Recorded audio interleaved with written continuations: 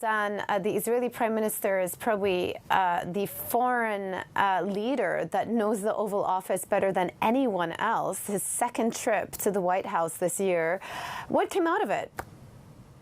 Well, that's a very good point. Good morning, Jemana. It's worth noting this time there was no Oval Office meeting, at least not in the presence of journalists, which may be unusual. Instead, the leaders and their entourages had that dinner with a few grabbed remarks by press who were allowed in, and they also met in private. So really this meeting, despite the celebratory words, the warm words, the sense of optimism, it marks a work in progress. In parallel to that meeting, and the Israeli Prime Minister has other meetings lined up in the coming 3 days in Washington, there are envoys in Doha, in Qatar, one of the mediator countries, a country trying to mediate between Israel and Hamas, trying to hammer together yet another truce between Israel and Hamas that the president and other parties hope will lead to an end of the war.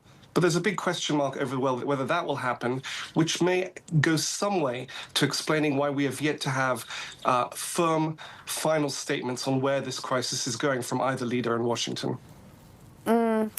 Well, I think it's no secret that President Trump likes flattery, and it seems to be the case that the Israeli Prime Minister pulled out one of those gimmicks, I guess, or whatever you want to call it, but by presenting a letter suggesting that he had nominated President Trump for the Nobel Peace Prize. What was the objective of that, Dan? Well, it may well be sincere on the part of Israel, on the part of the Israeli government. They definitely see, certainly since October 7th, peacemaking through strength, through superior firepower, I think would be a way of characterizing the Israeli approach, and it appears to have been successful. They also are, as you noted, trying to stay well on side with President Trump, not least as having weighed in on Israel's side during the war with Iran last month, he's now signaling intention to re-enter talks with Iran, perhaps to achieve a nuclear deal with Iran.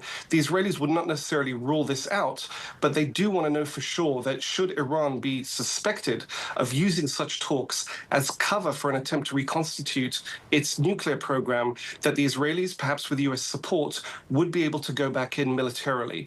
So it would appear the Israelis are recognizing Trump as a peacemaker, as a potential peacemaker, while reminding him that war may remain the means, as far as they're concerned, for achieving an ultimate peace, if such is achievable in the Middle East.